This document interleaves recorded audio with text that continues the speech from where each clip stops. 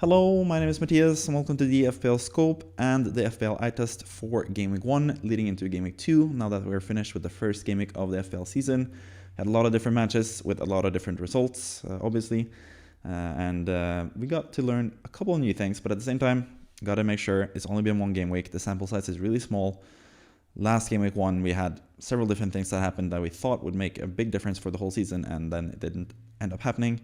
So, yeah. Of course, you have to take it with a pinch of salt, but there are some interesting developments, especially in terms of minutes, and there are some players especially that are less valuable now than they were a week ago, basically. But let's start with the first game. We're going to go through every single game in this Premier League roundup, pretty much every game from the weekend, from the Friday game between Man United against Fulham to the Monday game between Spurs and Leicester, or Leicester and Spurs at the King Power Stadium. Let's start with the Man United Fulham game first and foremost. And firstly, when it comes to the lineups, we had some interesting things, especially with Man United, when it comes to who their starting striker was, because Xerxes hadn't been properly trained enough to start for Man United, and Højlund is injured. So Bruno Fernandes actually played in a false nine type of role. And as you can see from the non-penalty expected goal involvement, he had a lot of them. 1.22 non-penalty expected goal involvement. I think that's the highest in the whole game week, pretty much, because he had several huge chances playing as the false nine. Looked like a really, really good asset, but sadly for anyone that has Bruno Fernandes, he missed some pretty big chances as well during the game. But yeah, he played as number at false nine, looked pretty good in that role in terms of being a good FPL asset, but still didn't get any points. But then Xerxes obviously came on and scored the winning goal, actually. So he's probably going to be the striker eventually. So I don't think that's going to be a trend for Bruno Fernandes to replace as the false nine. But he showed some promise, at least, as an attacking player. Maybe he's going to be back to that super form that was a couple of years ago. Because he's been a pretty disappointing FPL pick the last few years, pretty much. But yeah, when it comes to the rest of the lineups for Man United, they started with Amad Diallo on the right and Rashford on the left. And interestingly enough, Rashford completed the game and Amad Diallo was subbed off after 59 minutes for Garnacho, who you can see also had some goal involvement here for Man United. So that's interesting when it comes to Rashford's minutes. He played the whole match. Garnacho and Amad were the ones fighting it out for the final spot.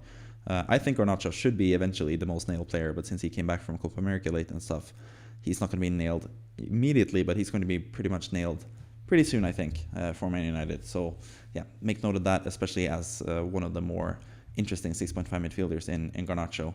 When it comes to Fulham, we had some other interesting things when it comes to the lineup, especially if you looked at the positions throughout the game for the players for Fulham. It actually seemed like Andreas Pereira was more offensive, more attacking in this game at least than Emil Smith-Rowe was, which is kind of a letdown for anyone that put faith in Smith-Rowe for this FPL season.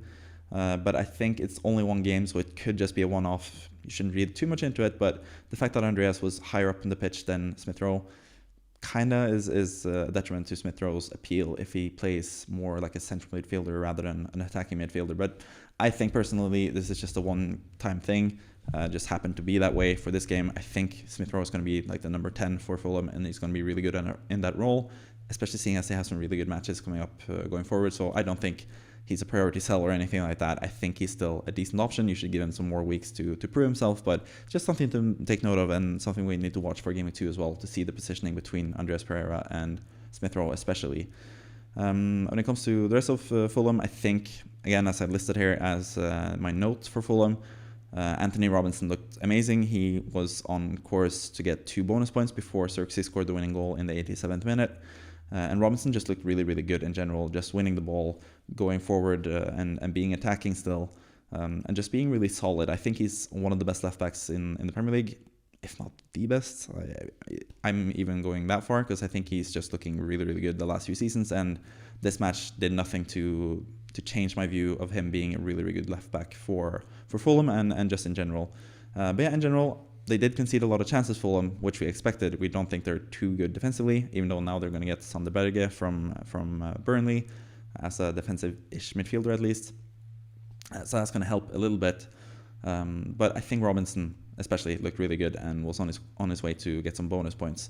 When it comes to bonus points as well, we have to talk about the new players for Man United, specifically Mazraoui in defense. He got the bonus points for Man United. I think it was dropped down to 2 bonus points. He had 3 bonus points for a while, but then dropped down because of the new bonus system thing, which is also an interesting thing by itself, but I'm not going to go too deep into that in this video. But Mazraoui, 4.5, pretty much nailed defender for Man United. It looks like a really good pick, but I think it's a bit late to jump on it now because Fulham at home was like one of the best Man United fixtures to start the season. They have Brighton and Liverpool in the next few games, and as we're going to see, Brighton and Liverpool look pretty good in Gameweek 1. So I don't think Mazraoui is like a priority player to buy, but obviously since it was the first game and he was the surprise point getter in the first game, he's going to be a popular transfer in because a lot of people made transfers already after that Friday fixture before the rest of the weekend was played. So the rest of the matches this weekend at least were played.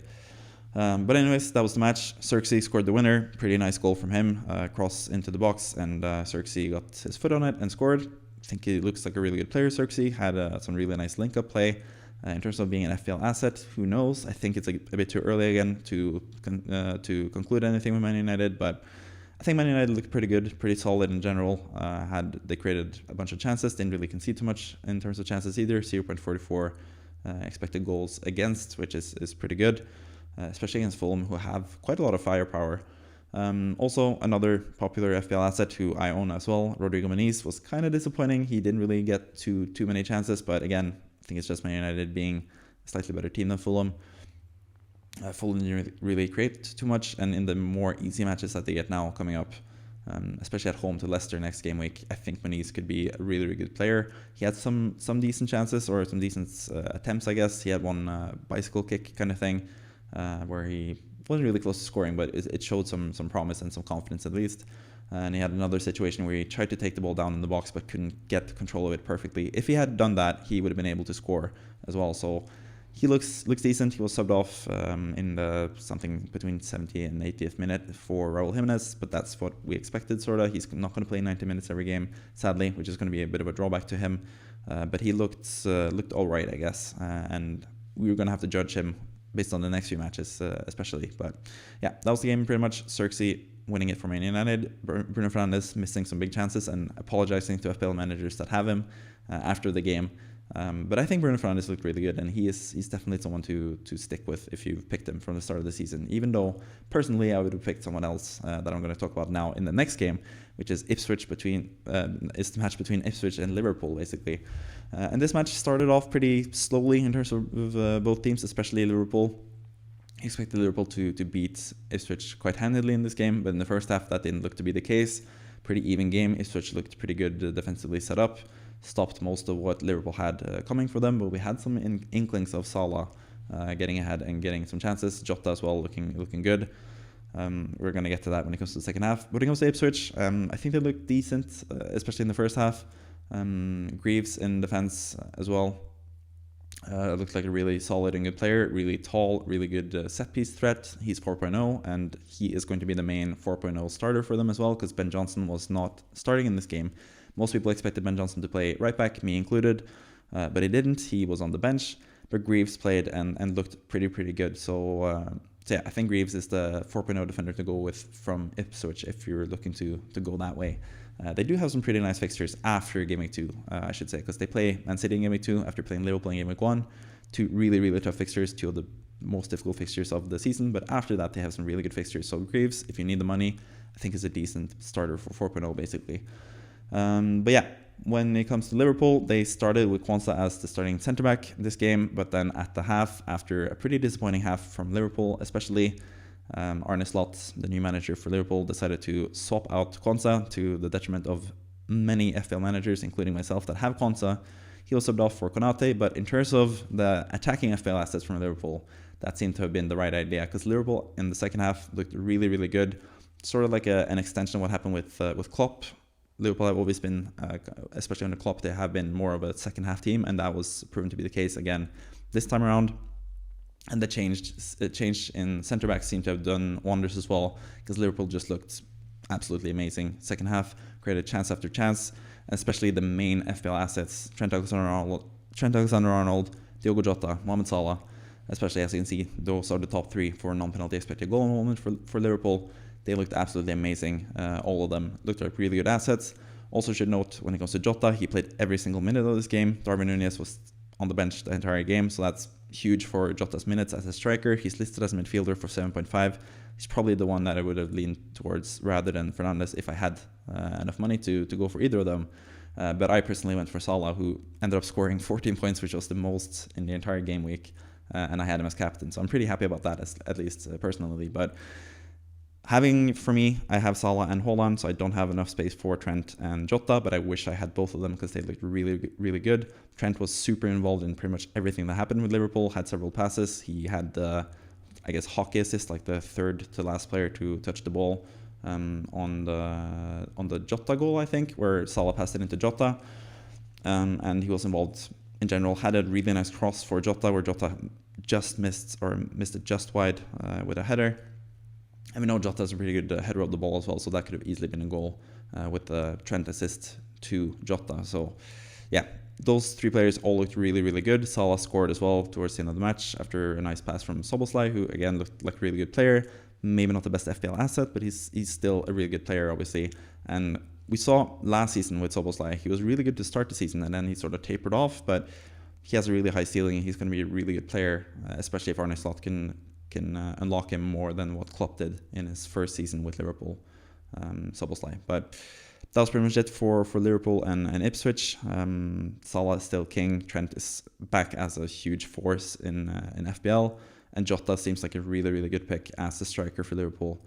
Seems a bit more nailed than it did before the game. So, yeah, three really good players here from Liverpool. And if you've tripled up on all those three guys, you should feel pretty good about yourself. But there is also the looming thing of Haaland playing against Ipswich this next game, Game Week 2, which is going to be a concern if you don't have Haaland as well as Salah. So, yeah, that's the main thing about this game. Moving on to Arsenal against Wolverhampton, and again, we have another match between Big Six side against a Leicester team, I guess, in Wolves. And again, with a kind of clear result with Arsenal winning 2-0.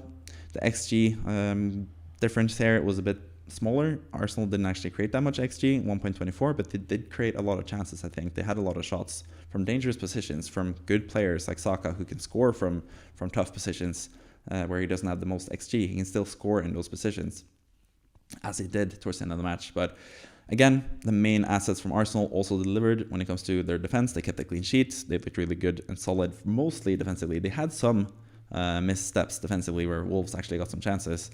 And David Raya was actually forced to make some really, really good saves in this match as well.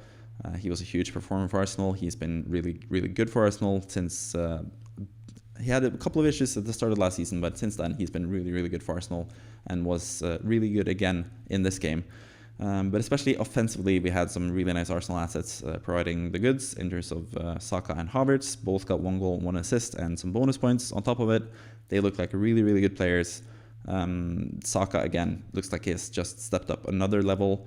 I think anyone that was worried about any England player like Foden, Saka, all those guys who struggled a bit more in the Euros, I don't think they should be worried about this FPL season, because they looked, again, really, really good, especially Saka in this game. Was fantastic, as he usually is. Has a really nice cross for Havertz and had a really nice shot after a Havertz pass in the second half as well, making it a really good day for anyone with Saka and Havertz. Personally, I don't have either of them, so I feel pretty sad about that, but I did at least have Ben White, who got a clean sheet, personally. When it comes to Wolves, didn't really create too much. As you can see, 0.47 XG. Arsenal were pretty good defensively, but like I said, Arsenal had some mishaps, and that's also partly due to Wolverhampton being good at pressing and getting chances from positions where Arsenal actually had the ball defensively. Also, when it comes to Wolverhampton, something to note is the fact that they played 4 at the back, and they still benched Craig Dawson, who I think was, in my opinion, he looked like the most nailed centre-back for Wolves, but he was actually benched, and Mosquera actually played as the starter, and he's a 4.0 defender in FPL, so that's something to make note of. He did actually stand out a bit in this match as well, in terms of a negative way, where he actually pushed down and held down Havertz by his throat, basically, and I thought personally he should have been sent off, but he got away from it scot-free, basically. But either way, after the match, he got praise from Gary O'Neill, the Wolverhampton manager. He really liked what he saw from Mosquera, so he is actually one of the better 4.0 defenders that you could go for, seeing as there are some other 4.0 defenders that we'll get to that haven't really looked as good, pretty much. Another thing which is interesting with Arsenal is the fact that Jurrien Timber came on with about half an hour left to play, came on for Zinchenko. Arsenal played their usual backline of Zinchenko, Gabriel, Saliba, and Ben White in defense. But Timber came on for Zinchenko and looked really, really good. So I think that's going to be more how they're going to lean later on in the season, with Calafiori sometimes playing left back and Timber sometimes playing left back. Timber is a really good player who's going to play a big part of this Arsenal season compared to what he did last season when he was injured the whole season pretty much. So yeah, that's another thing to make note of when it comes to Arsenal. But I did talk about 4.0 defenders in terms of Mosquera being a good one and Greaves being a good one for Ipswich, Johnson for Ipswich not being that good. And we have another 4.0 defender in this next game between Everton and Brighton that we also have to sort of, just push away, throw away as a decent 4.0 asset. Because, I'm talking about Valentin Barco, obviously, who a lot of us expected would start for Brighton. He looked really good in preseason, took some set pieces on top of that, and looked to be the left back at least until Estepinian was back or they brought in Kadioglu. But even without Kadioglu coming in as a new potential left back for Brighton, and even before Estepinian is back from injury, Barco still didn't get to play. He didn't even get a minute in this game. He was just on the bench the whole game. So him as an FPL asset, the hope of him turning into like a really, really good 4.0 asset who could be really good for the entire season, has just completely gone out the wayside now. He just looks like someone that you shouldn't really keep long term, but obviously he's 4.0, so it's not really that big of a priority, but he's probably going to go down in price to 3.9, potentially even 3.8 eventually, which is a bummer for anyone that picked him, including me. So both Konsa and Barco are like the main losers of this game week, I think. They just look a lot less secure for minutes than they did before the game week started, at least. But when it comes to Brighton, they had a really good game against Everton, away to Everton, and they won 3-0. Could have been a different story if Everton had gotten some things going their way. They had a penalty shout, or they got a penalty that was reversed with VAR, and I think personally it was the right decision because Calvert-Lewin just stepped on Lewis Dunk's foot and then slid from it and got a penalty from it, and I don't think it was a penalty, and VAR corrected it. I should give VAR some praise sometimes because I don't really like it usually, but I think in this case it got it correct, even though some Everton fans would probably disagree when it comes to that. But again, just want to talk about the lineups more as well. Brentford was out for Everton, and that was a huge detriment to Everton defensively. He was their best defender last season, and he was sorely missed in this game. He's been linked to other clubs in the summer, and he's also injured currently, so that's why he was a big miss for Everton pretty much. When it comes to Brighton, they had some interesting things with their lineup as well. João Pedro started and played pretty much the whole game, I think. He was subbed off pretty late, or he played the whole game. I'm not entirely sure. Yankuba Minte as well, who's been a really popular 5.5 midfielder in preseason. He actually started unlike Barco, and he looked really, really good. Set up the first goal for Mitoma really, really nicely. But he also had to be subbed off with a concussion sort of thing. So I'm not sure about his availability for Game Week 2, but apparently he should be okay for Game Week 2 as well. But he looked really, really good at right wing, even though Brighton have brought in some right wing players lately, and there's a lot of competition for that place, especially when Solly March is back from injury. But he looked really, really fresh, if you want to say it like that. And Mitoma on the other side looked really good and reminded us all why he's such a great asset. He got the first goal from a really nice setup from Minte, and Mitoma was also on his way through on goal when Ashley Young pulled him down and got a red card for it. So Mitoma actually looked really, really good and could have had 2 goals in this game. So he's someone to take note of as well. Someone that did get goals in this game was Danny Welbeck. Did his thing up front for Brighton. He's another 5.5 striker that people didn't really consider. People looked at João Pedro instead, but Welbeck started up front, and as always, showed that he is a bit underrated, and he is actually a really good player that you should take note of. He is that guy after all. But yeah, that was pretty much that game. Brighton looked really good under the new manager, Hurstler, but like I said, 3-0 might be a bit flattering in terms of the scoreline here, but still, they beat Everton away 3-0, which is really impressive despite Everton lacking Brentford and getting a red card. But impressive display from Brighton, especially Mitoma, I think, is someone to take note of, especially when Brighton get better matches from Game Week 4 and 5 onwards. Mitoma is going to be in my plans, and Minte potentially as well. Both of those guys, you could even double up if you choose to go that way, but I think either or, depending on how much money you have, could be really, really good options going forward in the FPL season pretty much. Let's move on to Newcastle and Southampton, and we have another interesting thing when it comes to the lineups. And for me, the most interesting thing with the Newcastle lineup was not Lewis Hall playing left back. That was sort of expected, especially with how they were set up from the start of the season, but more so that Livramento played Tino Livramento played right back ahead of Trippier and played the whole match. Trippier didn't even get a minute in this game. So that is something to take note of. Trippier has been linked away from Newcastle this whole summer, so maybe that's why he's been benched in anticipation for him being sold potentially. So maybe if he stays with Newcastle, maybe they will reverse it and Trippier will be the starter again rather than Livramento. But I took that as a huge plus sign for Livramento being the starting fullback for the entirety of the season. But it should also be noted that he was more defensive in terms of the average precision for the game. He was a lot more defensive than Lewis Hall was on the other side. So if Lewis Hall can nail down the left back spot, he's probably a better asset than Livramento. But we'll see when it comes to nailed onness in terms of who is the most nailed out of the two and who's the most attacking out of the two. I think Lewis Hall is going to be the more attacking one. But if Trippier leaves, especially, Livramento is going to be more nailed, especially as the season goes along and Newcastle get their centre backs. Especially also, I've used especially so many times now, but especially if Guehi comes in for Newcastle as well as a centre back, that might push Dan Burn out to the left and push Lewis Hall out of the lineup potentially. But yeah, speaking of the players getting out of the lineup, Fabian Schär got a red card, which was really, really dumb. I don't think it should have been a red card either. Pretty much we had Ben Burton Diaz just acting a fool. I think he sort of pushed Fabian Schär in the back and pushed him down to the ground. Fabian Schär stands up again and goes like with his head towards him and sort of like does the typical pumping up his chest, being a man, sort of macho bravado sort of thing.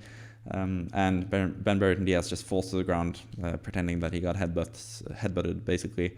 And that sent Fabian Schär off, and that was a huge detriment to Newcastle, obviously.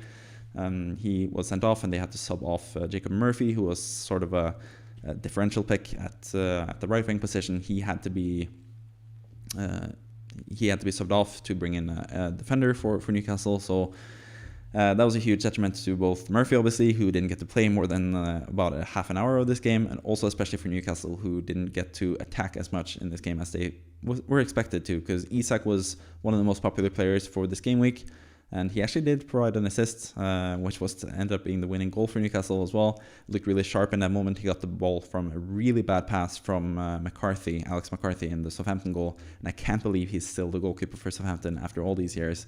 They need to get a new goalkeeper. But anyways, he passed it straight to Isak, who was really resourceful, passed it straight into Joe Linton, who scored the winning goal eventually for Newcastle, who escaped with a win here despite having 0.25 expected goals compared to Southampton's 1.77 expected goals here. Yeah, Isak obviously was a bit hampered by the red card, as was Newcastle in general.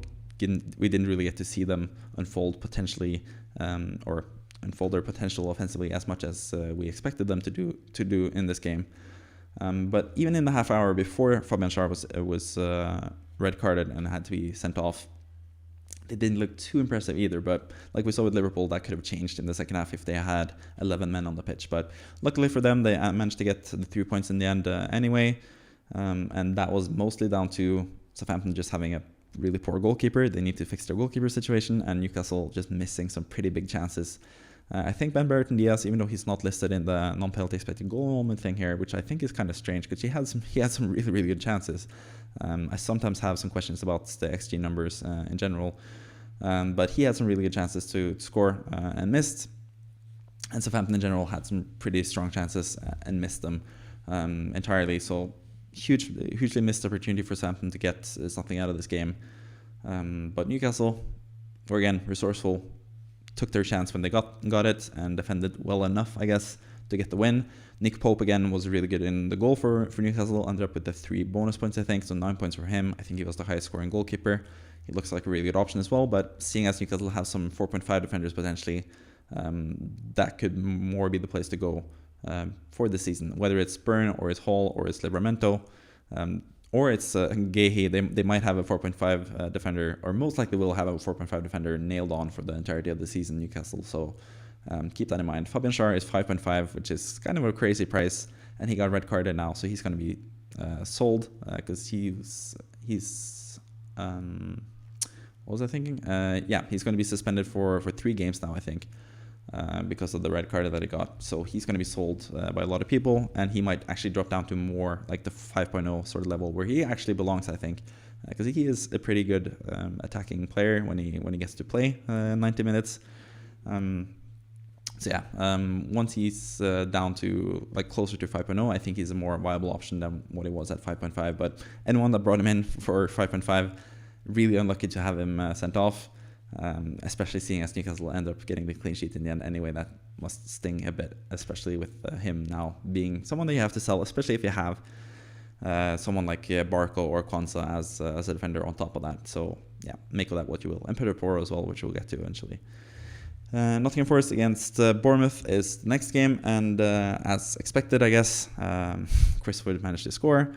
He started up front for Nottingham Forest and took his chance after Ryan Yates made Neto make a save, and on the rebound, Chris Wood was there to strike again, scoring once more, and looking like one of the better mid-price forward options in FPL pretty much. But Bournemouth responded with Antoine Semenyo, who scored the equalizer right before the end of the game. He played as a striker in this game, which was also interesting to note. With Solanke leaving for Tottenham, they basically had no strikers left to play because Enes Unal is still injured, and the new striker that they brought in as well for a lot of money is not ready to play quite yet either, in terms of just joining Bournemouth recently. So Semenyo played up front, and that paid dividends in terms of him scoring a goal towards the end of the match. He had several shots in this game as well. They played with several wingers. Bournemouth, they played with Dango Atara on the right. They played with Sinistera on the left, Tavernier in the middle, and Semenyo up front. And all those guys can play on each wing pretty much. But yeah, 1-1 in this game. Pretty even game, pretty even result in the end.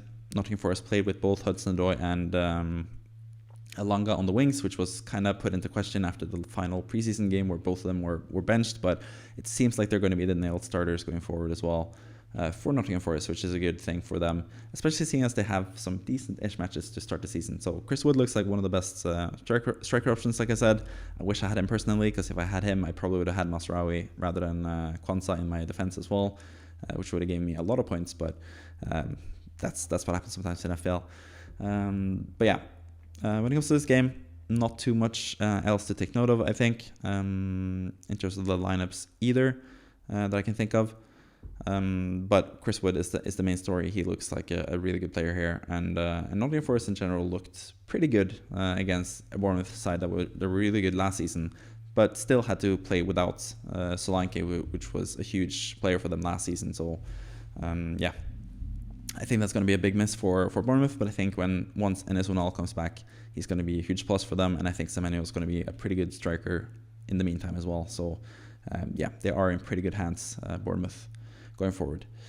Let's move on to West Ham against Aston Villa, and this was a pretty exciting game in terms of chances created. You can see the expected goals there, 2.46 expected goals from West Ham, 2.03 from Aston Villa. Could have had a lot more goals in this match. Aston Villa started the game better and had several chances. Should take note of Morgan Rogers starting the game and playing 90 minutes. Voice crack, as my voice cracks. He played 90 minutes for Aston Villa, which is a huge sign of confidence in him as a starter for Aston Villa long term as well. So that's a huge plus. But Rogers looked good, Bailey looked good, Watkins looked a bit not up to speed, but he's going to be eventually a pretty good striker in this season as well, probably after he was the main scoring striker, or the top scoring striker / forward in FPL last season pretty much. But when it comes to the chances created, Aston Villa had the first half. Second half, West Ham were more into the game and actually equalized after Souček won a penalty that Paqueta scored easily for West Ham. I think that happened actually in the first half, but either way, Souček was another huge story in this game. He is a 5.0 midfielder, which he was a couple seasons back when he scored 10 goals, I think, in the Premier League, and was like one of the best performing, best valued midfielders in the game. Personally, I don't think he's like a long-term asset, because I think he's going to be more benched later on in the season, but I've been surprised before from Souček playing every single game, so he might still be the starter for West Ham. But Fulkrug came on and Somerville came on for West Ham as well towards the end of the match, and they just have so many offensive players that need to play eventually, so I don't think Souček is nailed as like a attacking midfielder sort of thing, which it looked like in this game, but if you have him, if you have gone for him. I don't think many people have gone for him, but he looked like a really good asset in this game in terms of getting chances at least, but he missed a bunch of chances as well. He should have had more points than just the assist that he got from winning a penalty, because he was in the box and had several huge chances to score that he missed, sadly for any West Ham fan like myself. But also, had to mention Kudus. I think Bowen was actually really anonymous in this game, which is also interesting to note, I think. But again, that might just be a one-off. We've seen Bowen in the past be really, really good. But under Lopetegui, I think Kudus looks like the better player currently. He looked absolutely amazing once again. He has some top-level qualities that not many other people in the world have. And yeah, I think he looked amazing, just on the ball. Being willing to shoot and just looked like a really good pick in general for 6.5. I think he's a really good asset, especially once West Ham's fixtures get better eventually in the season. So yeah, I think that were the most noteworthy things about this game in general. Aston Villa obviously scored the winner in the end with John Duran, of course, after he was linked with West Ham all summer, and West Ham ended up going with Fulkrug instead. John Duran was actually the one to score the winning goal, which was a really nice goal from Aston Villa, by the way. Really nicely worked goal on the left, passed it through on the side and passed it into the box for John Duran to score with a really nice finish as well. So he proved to be a pretty good striker option should Watkins not be as nailed as it was before, especially with Newcastle, I say, Aston Villa now being in the Champions League. They need to rotate a bit more, so maybe Watkins is slightly less nailed in terms of league play, because they're going to need him in the Champions League, and John Duran has shown to be a really good backup striker who could be a starting striker for any other Premier League team in the league pretty much. So yeah, I think that's what's worth noting there in that game. Kudus looking good, Rodgers looking really good, and Bailey as well looking really good for 6.5, even though he missed a pretty big chance to score once he got past Areola and shot it into the post and out. But yeah, interesting game in general, a lot of chances, and Aston Villa ended up being the winners in this game, showing some strength in a really tough match away against West Ham. But West Ham needs some time to gel with a new manager and so many new players. And with all the tough fixtures at the start of the season, it's going to be a really nice way for us to keep track of them, just to see how they play in these games, see who starts, see if Souček actually is a starting player. We could get that answer within the first 5 game weeks to see if he's still a starter at that point. I think he should be a really good option if he still plays in this same attacking role. But in general, I think West Ham look pretty good offensively. They still have some things to work out defensively, which was the case last season as well, pretty much.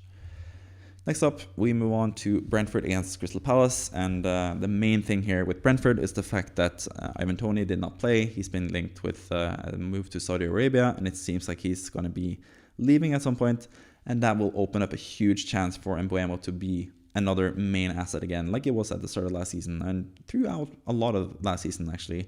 He was a really, really good asset for Brentford, but he's always been a player that looks a lot better when Toney doesn't play, in terms of being an FPL asset at least. And he's going to be on pens with Toney not there as well.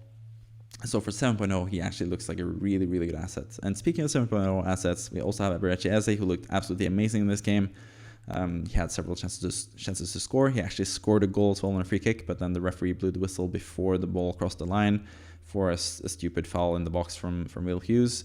Personally, I think it was a foul by Will Hughes, but at the same time, it didn't really affect the play at all, so I don't think it should have been disallowed, that goal. Or I don't think the referee should have blown his whistle. And I think if the referee had blown his whistle after the ball had gone into the net instead, I think the goal would have counted for Eze, and he would have had a much better game week in terms of getting points. But in terms of potential, he showed a lot of potential in this game. It was really electric and yeah, looked absolutely amazing. But it was in the end Brentford that ended up being the winners in this game. 2-1 in a pretty even contest between two teams that are sort of expected to be mid-table-ish. I think both teams are looking better than they were last season. And I think especially Crystal Palace have some really interesting players that we should take note of as well. But Mbeumo was the main man for Brentford, but Wissa was the main goal scorer for Brentford, or point scorer for Brentford, with 1 assist and 1 goal. So he also shows some promise, especially with Toney being out. So Toney leaving Brentford can open up more things for both Wissa and Mbeumo, but especially Mbeumo, I think, is looking like a really good option who we need to make note of for the rest of the season, especially. But Brentford have a really tough game coming up against Liverpool now, so maybe not someone to buy immediately, but for the future, Mbeumo is going to look like a really good, interesting pick in midfield, pretty much. But in the end, Brentford got the win. Palace scored a goal where actually Munoz, the right back, or Munoz, I should say, the right back for Palace, who looked really offensive, really attacking. Both him and Tariq Mitchell on the left looked really attacking and looked like some really good potential players this season. But Daniel Munoz actually got the assist for Palace, so anyone that has him should feel pretty happy about that. He seems like a really good player. He's one of the players immediately in preseason that I thought he's someone that I'm going to have for 5.0, but in the end, when it comes to my team, I actually didn't choose him just because of the price, I think, and some of the matches that Palace have are kind of tough. They did concede 2 goals against Brentford in this game. They will need some time to get back up to speed, especially with Olise leaving. Mateta was back actually and started this game, but he's been playing in the Olympics all summer, so he had to be subbed off at the half as well. Esse was actually really close to getting an assist as well. He passed it through to Odsonne Edouard, who scored a goal, but it was disallowed for Edouard being offside. If he had held his run just a little bit, Esse would have had an assist there, and he could have had the goal from the free kick and had several other chances and potential assists as well in this game. So yeah, Esse really unlucky not to get any points, but looked like a really good pick going forward, as did Mbeumo in this game pretty much. Next up, we have Chelsea against Man City, El Clasico as some call it, and this was actually interesting in terms of the expected goals. As you can see, Chelsea had 1.01 expected goals, Man City had 0.77 expected goals, but Man City still came out on top and won the game. Haaland looked like a really good striker for his goal after about half an hour of play. Looked like a really good striker as he is. He's probably the best striker in the world, and scored pretty early, which left a lot of Haaland non-owners pretty scared, I think. But he ended up being not too imposing in this game. He has struggled to get chances lately, especially in the Community Shield. He didn't really do much at all, but he showed his class at least for one occasion in this game where he gave Man City the lead. Kovacic ended up scoring the second goal for City, which was unassisted, which doesn't really affect anything in terms of FPL, because I don't think Kovacic is going to be an option in general anyway. But there were some things to note when it comes to Man City's lineup as well. Rico Lewis played at right back rather than Kyle Walker, and that's not that surprising, seeing as Kyle Walker played for England all the way up until the final, so he's been a bit absent from preseason. But Rico Lewis looked really, really good, really, really attacking as well. For 4.5, he could be a massive steal this season, but we still expect Kyle Walker to come in at right back there. But he's also being linked to Saudi Arabia, Kyle Walker, so if he leaves, Rico Lewis could be an absolutely fantastic pick at right back, because he's going to be super offensive. He's going to be the attacking one out of the defenders if he plays, which also affected how Guardiola looked in this game. He didn't look that offensive because he was more like the left centre-back sort of role, and Rico Lewis was able to push up. But usually if Walker plays, he's going to be more the right centre-back, and Guardiola is going to be able to push up. So whether Rico Lewis starts or not is going to be affecting Guardiola quite a bit, and I think that's something to take note of. Personally, I have Guardiola in my team because I expect him to play more offensively eventually this season, with Rico Lewis playing less as the season goes along. So I think Guardiola in the end is going to end up being the better pick. But if Rico Lewis is the starter, he's actually going to be the attacking one out of him and Guardiola for, 1 million or 1.5 million, 2 million less than Guardiola. So yeah, he looks like a really good asset if he plays. Another thing when it comes to Man City's lineup is the fact that Bernardo Silva played more centrally. We've heard some rumors about him playing more centrally. And Savinho was actually the one playing at right wing with Doku on the left wing, and Bernardo and De Bruyne in the middle, with Foden still working his way back into fitness since returning from the Euros. But what was interesting was at the half, Savinho had to be subbed off with an injury, and Foden came on. And rather than Bernardo playing on the right and Foden playing in the middle, which we expected, Foden actually played on the right and Bernardo played in the middle. So that was interesting, just to seeing how Foden was preferred, or Bernardo was preferred in the middle over Foden. Again, this is Pep Guardiola. He always does stuff that we don't expect. So maybe that's just a one-time thing. Maybe next time Bernardo will play on the right and Foden will play in the middle. But I think that middle position is more conducive in terms of getting points in FPL. So if that's the case for Bernardo, he's actually a decent player at 6.5 if he's going to be pretty nailed in the middle there. But I think mostly they're going to play with Savinho on the right and going to play with Foden in the middle, and Bernardo likely either he takes the place for Kovacic in midfield, or he's left out entirely in the team for Man City. But I think that's just something interesting to note, the fact that Foden played on the right rather than playing in the middle. Should take note of that when it comes to Foden's availability for the rest of the season, because if Foden plays in the middle, he's going to be one of the best assets in the game. If he plays on the right mostly, he's not going to be as good. He's still going to be a really good asset, but he's not going to be as good, which I think is interesting. Another interesting thing here when it comes to the lineups, talking about Chelsea now, is the fact that Christopher Nkunku played only 58 minutes. Huge downside for anyone, including me, that have him in their FPL team. Expected him to be sort of a more nailed player in the team, and expected him to play more regularly than the likes of Enzo Fernandez and Nicholas Jackson, but he was actually subbed off before both of those guys for Pedro Neto on the left. But again, this might just be a one-time thing. Maybe they set up more defensively with Enzo Fernandez as the most attacking out of the three midfielders. Maybe Enzo will play more central midfield, but the other interesting thing to note about Chelsea is the fact that Enzo Fernandez was made captain, which is kind of interesting after the summer that Chelsea had and all the troubles with the dressing room and stuff after the whole racism ordeal with him post the Copa America win.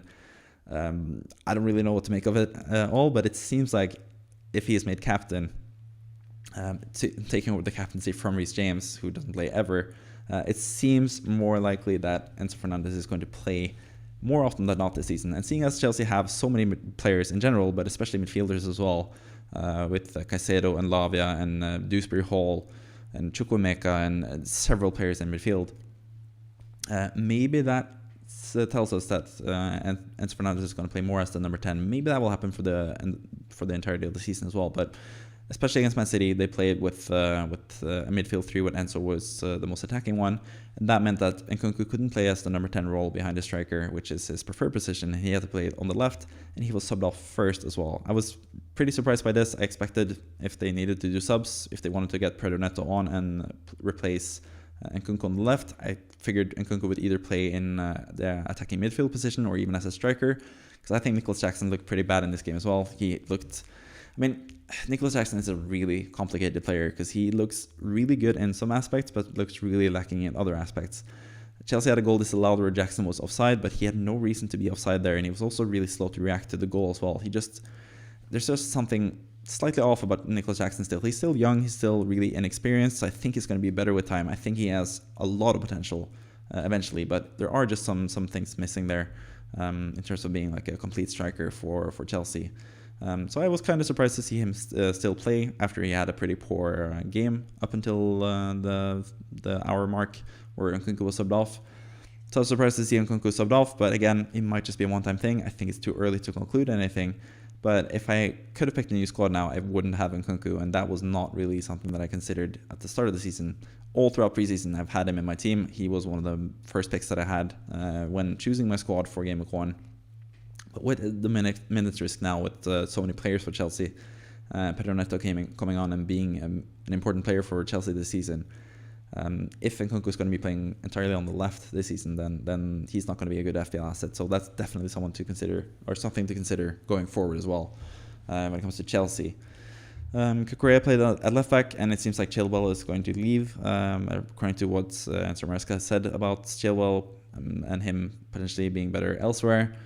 So Cucurella actually looks like a decent pick for 4.5, I think he is, in defense. Also have the two centre-backs for Chelsea this game, Colwell at the left centre-back, Fofana at right centre-back. I think those are the two most talented centre-backs for Chelsea as well, so I think it makes sense for them to start over the likes of Disasi, Badiashile.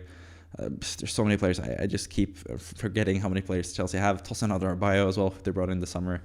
It's really hard to keep track of all the defenders that they have. But I think Colwell and Fofana will be the starters mainly this season, and for 4.5 those two are two decent options, I think, going forward, which also keep note of that. On top of Gusto playing right back as he does when Reece James is out, which is always. I think Malo Gusto is going to play most games for Chelsea as well in this season pretty much. But yeah, ended up being 2-0 for Man City.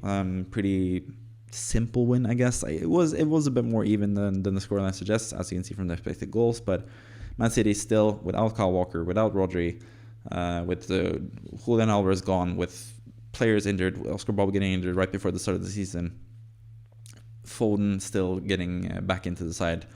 They still really didn't have too many problems beating Chelsea away from home, which is a huge sign of strength again for Man City, who will be once again one of or probably the biggest title favorites this season, pretty much.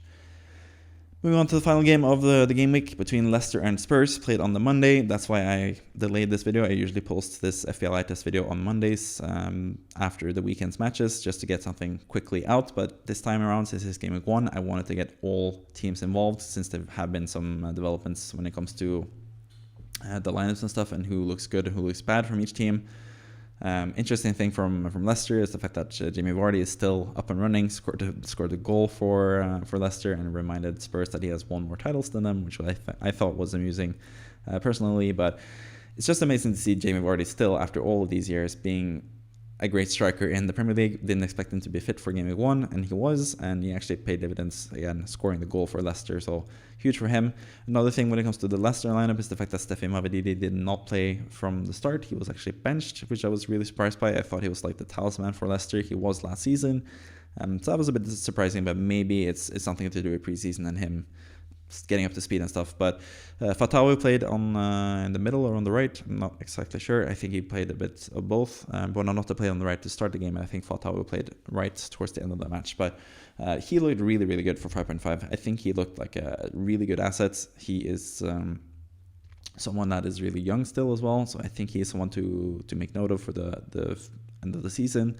But I think Leicester, especially in the first half, they looked just completely outmaneuvered by Spurs, who looked really good to start the game.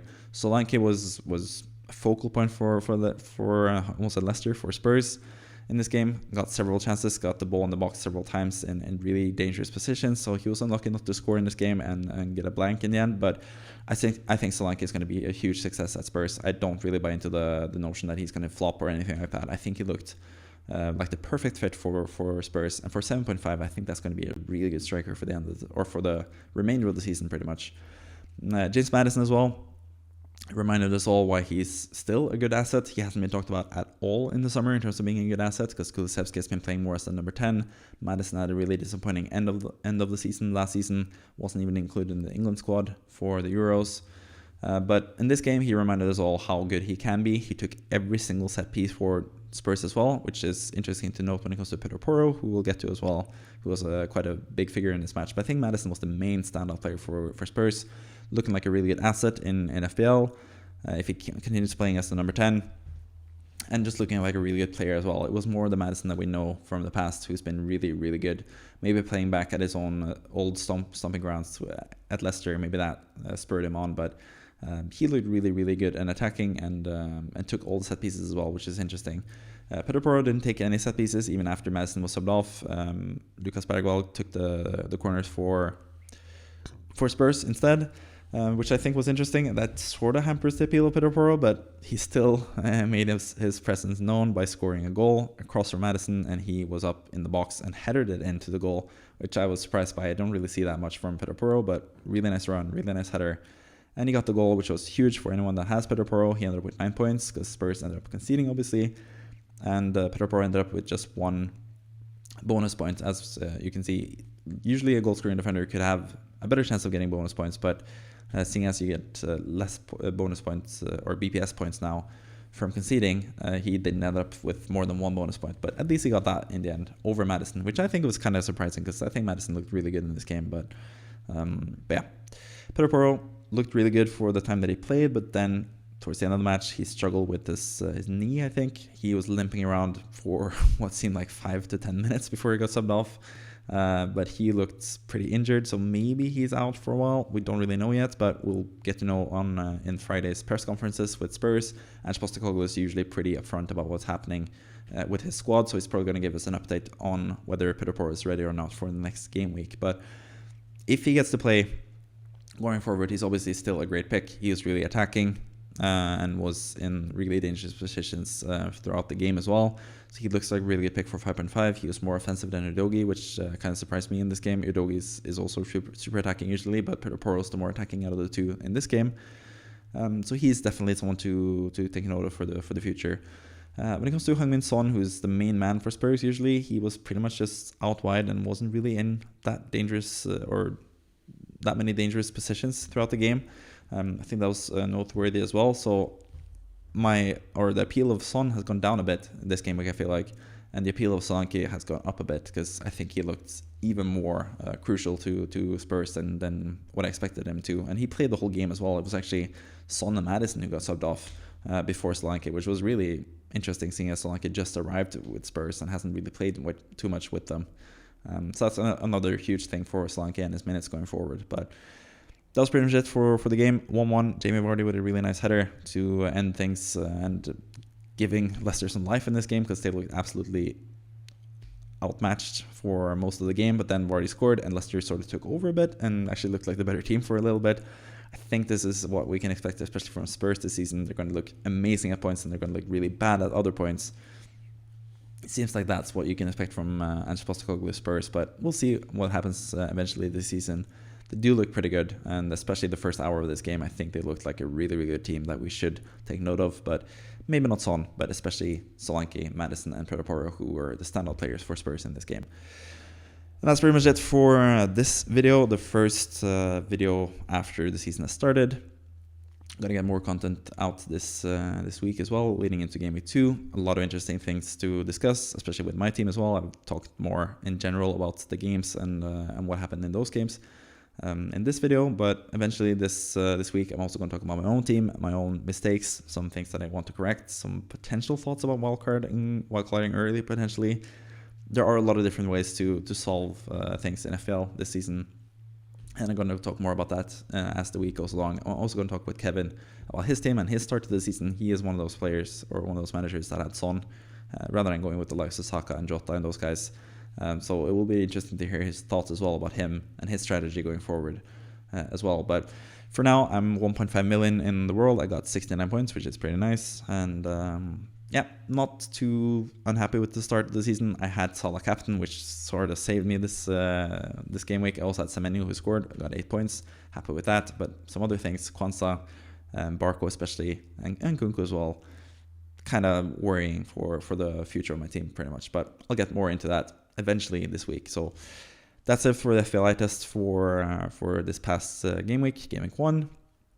Looking forward to do the same thing again next Monday. It will be, well, I'll round up Game Week 2 and see what we learned from those games as well. So if you want to see those types of videos, please subscribe to the channel.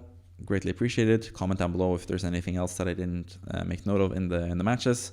Anything that stuck out to you, any players that you wonder about going forward, comment down below and I'll answer pretty much every single comment. That's usually what I do on this channel. Like the video as well if you have the chance to do that. Well, you have the chance because it's pretty easy to do that. Just go down and click like, and it doesn't really cost you anything. But anyways, I'm not here to beg for likes, even though I just did.